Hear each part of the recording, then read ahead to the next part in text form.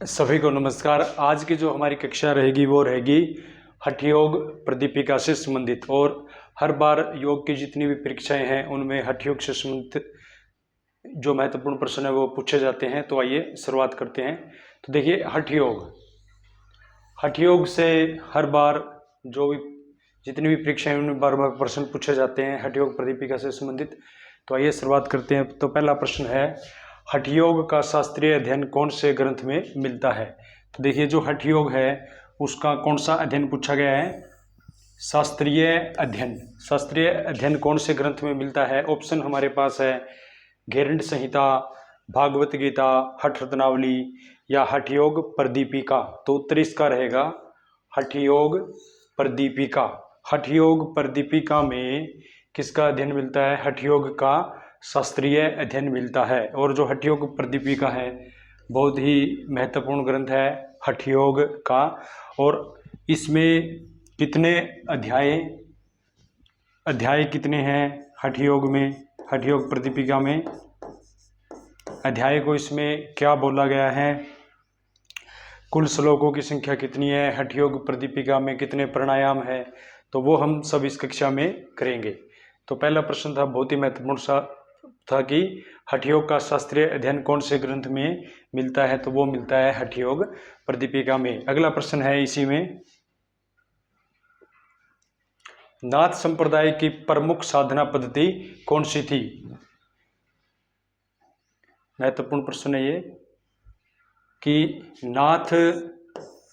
नाथ जो संप्रदाय था उसकी प्रमुख साधना पद्धति, नाथ संप्रदाय की प्रमुख साधना पद्धति कौन सी थी? ऑप्शन ए हठ रत्नावली, ऑप्शन बी हठ योग की साधना पद्धति, ऑप्शन सी सिद्ध सिद्धांत पद्धति की साधना पद्धति, या नन इनमें से कोई नहीं। तो उत्तर इसका रहेगा हठ योग की साधना।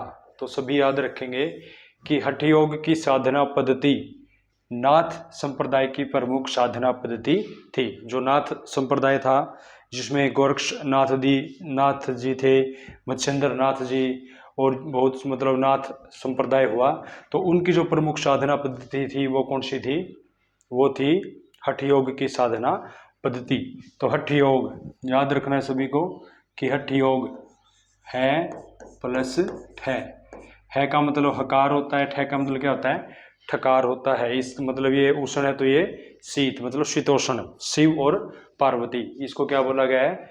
शिव और शक्ति के मिलन को ही क्या बोला गया है? हठ योग बोला गया है। तो ये हम यहाँ पे कर रहे हैं हठ योग प्रदीपिका, जो कि हठ योग का एक महत्वपूर्ण ग्रंथ है। ये भी आप लोगों को याद रखना है। आगे देखते हैं इसी में,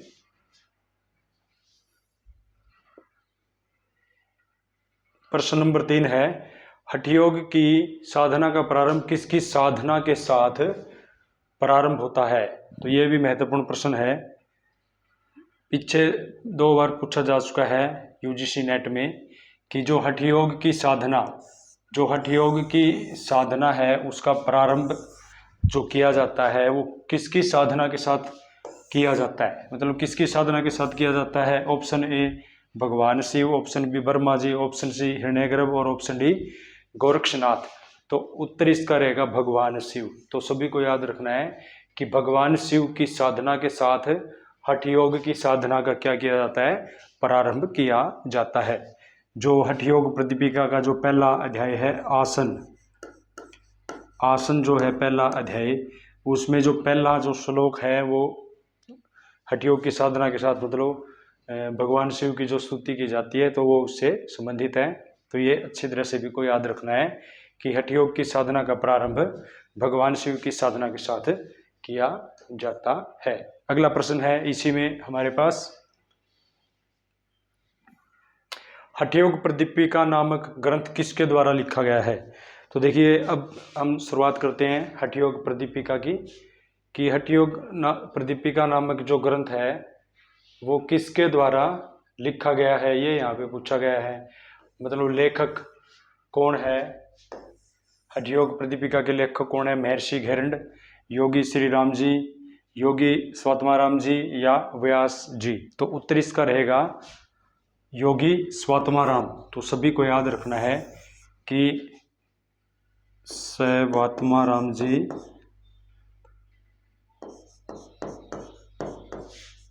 स्वात्माराम जी कौन है ये? हठयोग प्रदीपिका के लेखक। तो बार बार पूछा जाता है प्रश्न की जो हठयोग प्रदीपिका है उसके लेखक का नाम बताइए, तो सभी याद रखेंगे कि स्वात्माराम जी लेखक थे किसके? हठयोग प्रदीपिका के। और एक और भी महत्वपूर्ण इसमें जो ग्रंथ है हठयोग का, घेरंड संहिता। और घेरंड संहिता के लेखक कौन है? महर्षि घेरंड। तो ये भी कई बार प्रश्न पूछा जाता है कि घेरंड संहिता के लेखक बताइए, तो महर्षि घेरंड। और हठयोग प्रदीपिका के अगर पूछ लिया जाए तो स्वात्माराम जी। बहुत ही महत्वपूर्ण प्रश्न है ये। उसके बाद है अगला प्रश्न इसी में,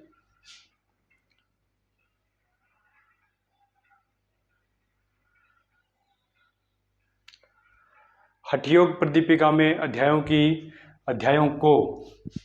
हठयोग प्रदीपिका में अध्यायों को किसकी संज्ञा दी गई है? तो देखिए हठयोग जो प्रदीपिका है उसके अंदर पूछा गया है कि अध्यायों को क्या बोला गया है, मतलब किसकी संज्ञा दी गई है। ऑप्शन ए पाठ की, ऑप्शन बी पाद की, ऑप्शन सी उपदेश की, या ऑप्शन डी अनुभाग की। तो उत्तर इसका रहेगा उपदेश। उपदेश की संज्ञा दी गई है हठयोग प्रदीपिका में अध्यायों को। याद रखेंगे सभी कि हठयोग प्रदीपिका में अध्यायों को उपदेश बोला गया है। और एक था घेरंड संहिता। अगर पूछ लिया जाए घेरंड संहिता, तो घेरंड संहिता में अध्याय को क्या बोला गया है?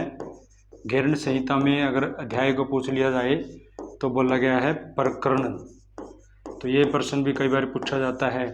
और हठयोग प्रदीपिका में क्या बोला गया है? उपदेश बोला गया है। किसको? अध्याय को या पाठ को। याद रखेंगे सभी, महत्वपूर्ण प्रश्न है, ये भी पूछा गया था पहले एक दो बार। उसके बाद है अगला प्रश्न है, हठयोग प्रदीपिका ग्रंथ में कुल कितने श्लोक है? तो बहुत ही महत्वपूर्ण प्रश्न है ये कि हठयोग प्रदीपिका में कुल कितने श्लोक हैं। तो ऑप्शन हमारे पास है 409, ऑप्शन बी 410, ऑप्शन सी दिया हुआ है 411 और ऑप्शन डी 412। तो उत्तर इसका रहेगा 409। याद रखेंगे सभी कि जो कुल श्लोक हैं, कुल श्लोक किसके अंदर पूछा गया है? हठयोग प्रदीपिका में। तो वो कितनी है? 409। याद रखेंगे। उसके बाद है अगला महत्वपूर्ण प्रश्न इसी में, हठयोग प्रदीपिका के प्रथम अध्याय के प्रथम श्लोक में किसको नमस्कार किया गया है? तो देखिए हठयोग प्रदीपिका के प्रथम अध्याय के प्रथम श्लोक में किसको नमस्कार किया गया है? तो देखिए प्रथम उपदेश, उपदेश को क्या बोला गया है? मतलब अध्याय को उपदेश बोला गया है। और जो प्रथम श्लोक में किसको नमस्कार किया गया है ये यहाँ पे पूछा गया है। ऑप्शन ए स्वात्माराम जी को, ऑप्शन बी आदिनाथ शिव को, ब्रह्मा जी को, या गोरक्षनाथ जी को। उत्तर इसका रहेगा शिव को। जो हठयोग प्रदीपिका जो शुरुआत होता है उसमें स्टार्टिंग में किसको प्रणाम किया गया, नमस्कार किया गया? आदिनाथ शिव को किया गया है। जो प्रथम उपदेश या अध्याय, प्रथम उपदेश या जो अध्याय है वो भी आप लोगों को याद रखना है। हठयोग प्रदीपिका क्या है? आसन। हठयोग प्रदीपिका का जो प्रथम उपदेश या अध्याय आसन है। और घेरंड संहिता का भी याद रखेंगे सभी, घेरंड संहिता का भी पूछा जाता है प्रथम अध्याय बताइए, तो वो याद रखेंगे सभी, वो है षटकर्म। तो ये भी आप लोगों को याद रखना है, बार बार पूछे जाते हैं प्रश्न। तो जो आसन की जो शुरुआत होती है प्रथम अध्याय की, वो किसके साथ होती है? भगवान शिव को नमस्कार, मतलब उसके साथ क्या होती है? शुरुआत होती है। उसके बाद अगला प्रश्न है इसी में, हठयोग प्रदीपिका में स्वात्माराम जी द्वारा प्रथम उपदेश में किसका वर्णन किया गया है? तो प्रथम उपदेश, उपदेश को क्या बोला गया है? पाठ, अध्याय। तो किसका मतलब इसमें क्या किया गया है? वर्णन किया गया है। प्रथम अध्याय में, प्रथम पाठ में किसका वर्णन किया गया है? प्राणायामों का, आसनों का, मुद्रा का या चिकित्सा का। तो सभी याद रखेंगे आसनों का वर्णन किया गया है। जो पहला अध्याय है उसमें किसका वर्णन किया गया है? आसनों का वर्णन किया गया है। और कितने आसन हैं ये भी याद रखेंगे। हठ योग प्रदीपिका में अगर आसन पूछ लिए जाए तो वो है 15 आसन। और अगर पूछ लिया जाए घेरंड संहिता में, घेरंड संहिता में अगर आसन पूछ लिया जाए तो वो है 32 आसन। और हठ योग प्रदीपिका में आसनों की संख्या है 15। अच्छी तरह से याद रखना है। अगला प्रश्न है हमारे पास इसी में, हठ योग प्रदीपिका में कितने साधक तत्वों का वर्णन किया गया है? तो देखिए जो हठ योग प्रदीपिका है, साधक और बाधक, साधक कौन से तत्व होते हैं? जो योग साधना को बढ़ावा देते हैं। और बाधक तत्व कौन से होते हैं? जो योग साधना में बाधा उत्पन्न करते हैं। तो इसमें पूछा गया कि साधक, कितने साधक तत्वों का वर्णन किया गया है, ये यहाँ पे पूछा गया है हठ योग प्रदीपिका में। तो हठ योग प्रदीपिका में कितने साधक तत्वों का वर्णन किया गया है? Option A 5, option B 6, option C 7 और ऑप्शन डी 8। तो उत्तर इसका रहेगा 6। तो 6 साधक तत्वों का वर्णन किया गया है किसके अंदर? हठ योग प्रदीपिका में। और वो 6 साधक तत्व भी याद रखेंगे। सबसे पहले आता है उत्साह। सबसे पहले क्या आता है? उत्साह, सभी को याद रखना है। दूसरे नंबर पे आता है साहस। और तीसरे नंबर पे आता है धैर्य। नंबर 4 पे आता है तत्व ज्ञान। तत्व ज्ञान अगर होगा तो योग साधना में क्या होगा? बढ़ावा होगा। और एक आता है संकल्प, मतलब दृढ़ संकल्प होना चाहिए, तभी योग साधना क्या होती है? सिद्ध होती है। और जनसंग परित्याग, मतलब ज़्यादा लोगों का भी मतलब वो नहीं करना चाहिए, संपर्क में नहीं रहना चाहिए ज़्यादा लोगों के भी। तो ये 6 साधक तत्व है जो योग साधनों को क्या देते हैं? बढ़ावा देते हैं। तो याद रखेंगे, सबसे पहले होता है उत्साह, फिर साहस, फिर धैर्य, फिर ज्ञान, तत्व ज्ञान, संकल्प और जनसंग परित्याग। ये 6 साधक तत्व है जो क्या करते हैं? योग साधनों को क्या करते हैं? बढ़ावा देते हैं। और ये किसके अंतर्गत बताया गया है?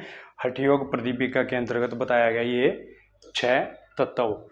और अगर ये पूछ लिया जाए कि ये इनका वर्णन किया गया है पहले अध्याय के 16वें श्लोक में, मतलब पहला अध्याय कौन सा है?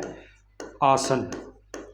तो आसन जो पहला अध्याय है उसके 16वें श्लोक में साधक तत्वों का वर्णन किया गया है। ये भी कई बार पूछ लिया जाता है, तो ये भी आप लोग याद रखेंगे। इसी में अगला प्रश्न है, हठ योग प्रदीपिका में कितने बाधक तत्वों का वर्णन किया गया है? बाधक तत्व कौन से होते हैं? जो हठ योग साधना में क्या पहुंचाते हैं? बाधा पहुंचाते हैं। तो बाधक तत्व वो होते हैं जो बाधा पहुंचाते हैं। ऑप्शन ए 5 तत्व, ऑप्शन बी 6, ऑप्शन सी 7 या ऑप्शन डी 8। तो इनकी संख्या भी कितनी है? 6। तो बाधक तत्व भी 6 है। और वो 6 बाधक तत्व कौन से हैं वो भी आप लोगों को याद रखना है। सबसे पहला बाधक तत्व है अधिक भोजन। अधिक भोजन क्या करता है? योग साधना में बाधा पहुंचाता है, याद रखेंगे। दूसरे नंबर पे होता है अधिक मेहनत। अधिक मेहनत, अधिक बोलना, अधिक बोलना और नियमों का पालन न करना। नियमों का पालन न करना। और एक है अधिक जनसंपर्क। अधिक